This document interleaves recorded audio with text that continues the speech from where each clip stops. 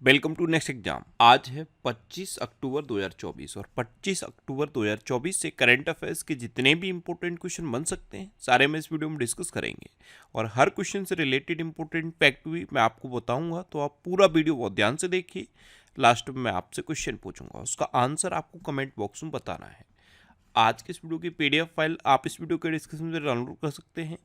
PDF आप हमारे Telegram group से भी डाउनलोड कर सकते हैं। टेलीग्राम ग्रुप पर आपको सारी पीडीएफ एक साथ मिल जाएंगी और टेलीग्राम ग्रुप का लिंक मैंने इस वीडियो के डिस्क्रिप्शन में दे दिया है, तो आप उस लिंक पर क्लिक करके टेलीग्राम ग्रुप ज्वाइन कर सकते हैं। तो चलिए स्टार्ट करते हैं।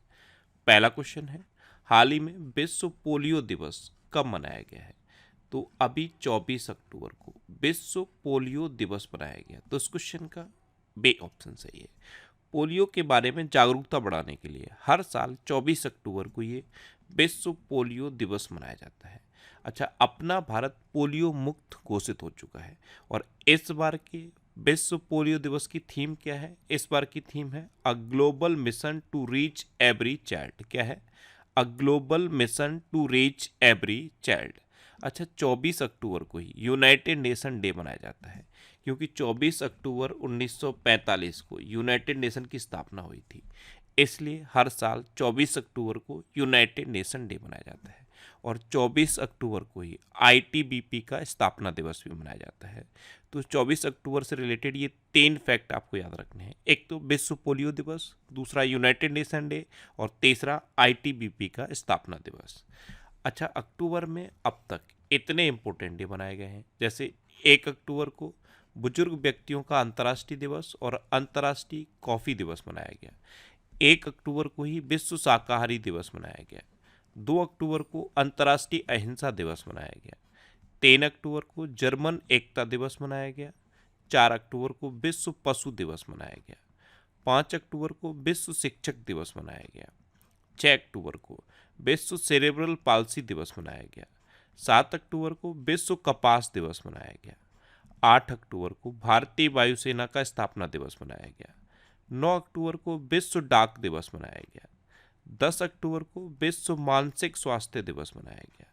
11 अक्टूबर को अंतर्राष्ट्रीय बालिका दिवस मनाया गया।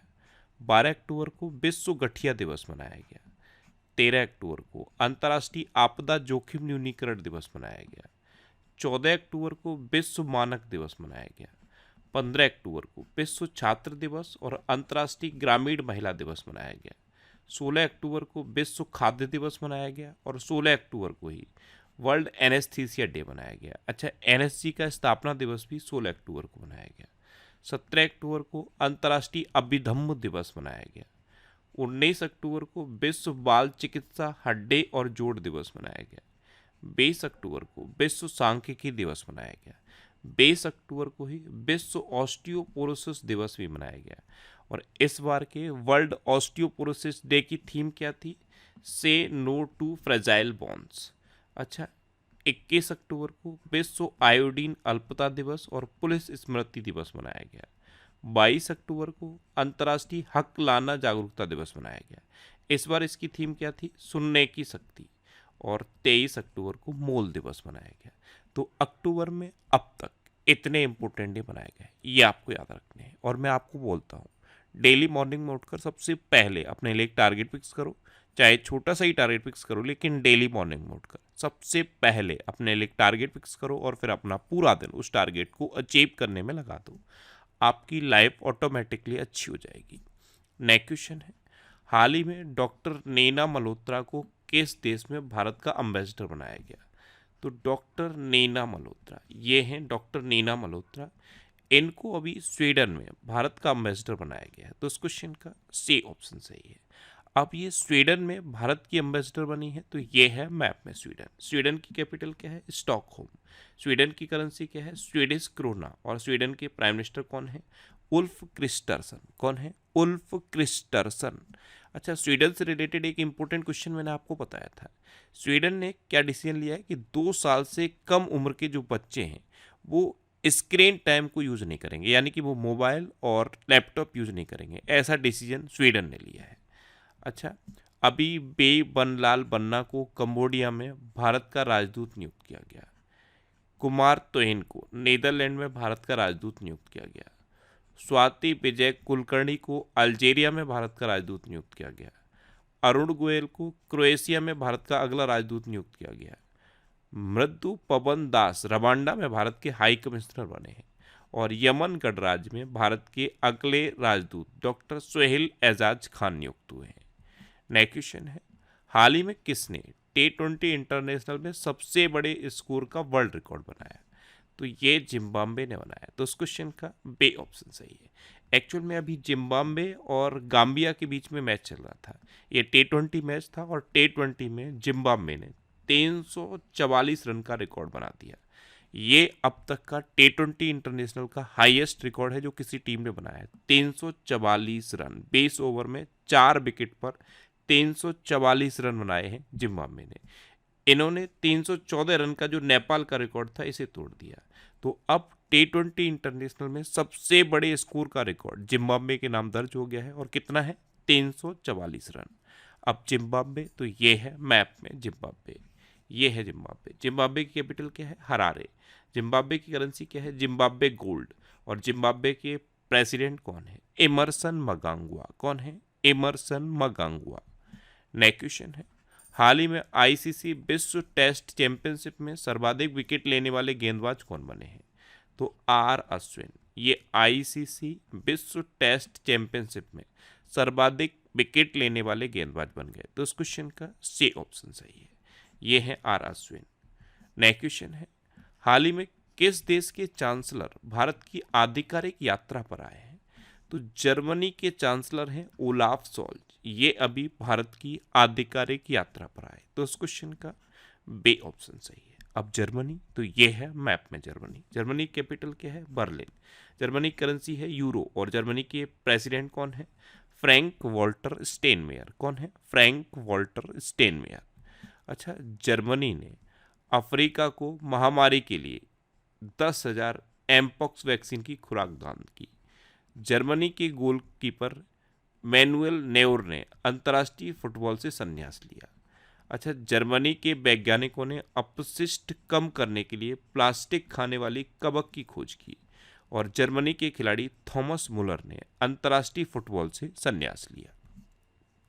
नेक्स्ट क्वेश्चन है, रक्षा मंत्री राजनाथ सिंह ने कहा अंतर्राष्ट्रीय सेमिनार चाणक्य रक्षा संवाद के दूसरे संस्करण का उद्घाटन किया?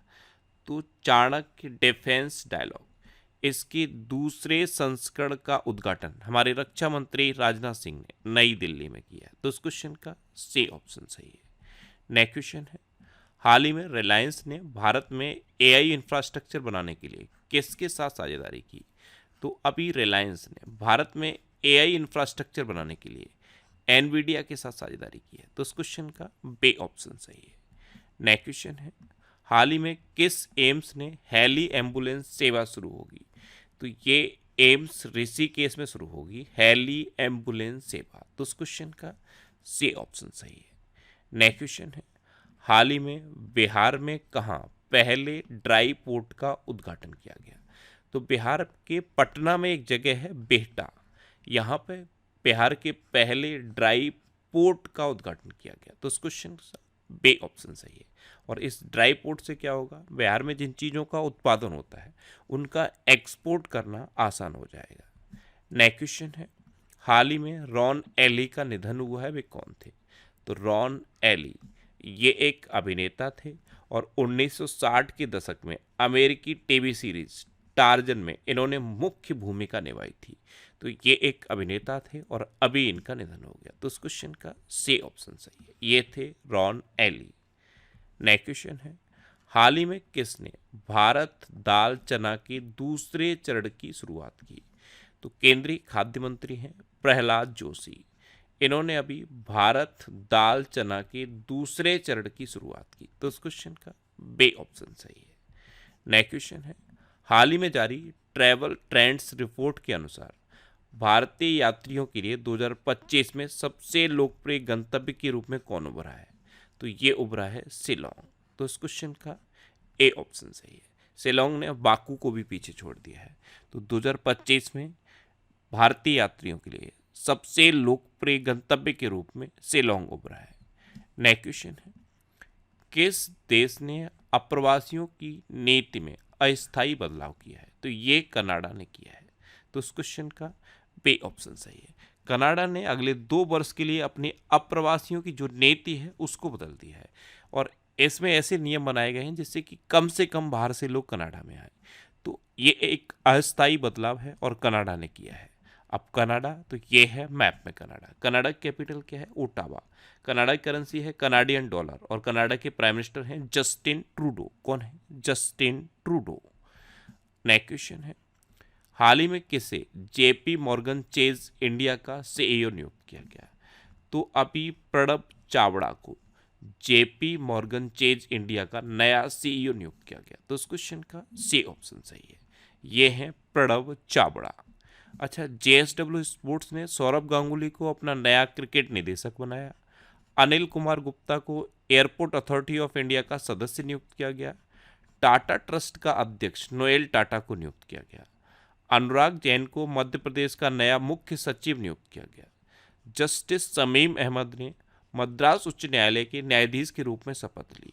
एसपी धारकर अगले वायुसेना उप प्रमुख नियुक्त हुए।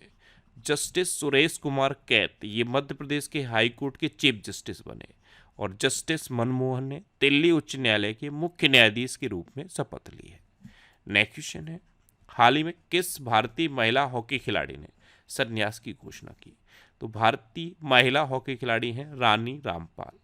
इन्होंने अभी संन्यास की घोषणा की। तो इस क्वेश्चन का बी ऑप्शन सही है। अब लास्ट वीडियो के क्वेश्चन का आंसर। लास्ट वीडियो में मैंने आपसे क्वेश्चन पूछा था कि डब्ल्यूएचओ ने किसे मलेरिया मुक्त घोषित किया?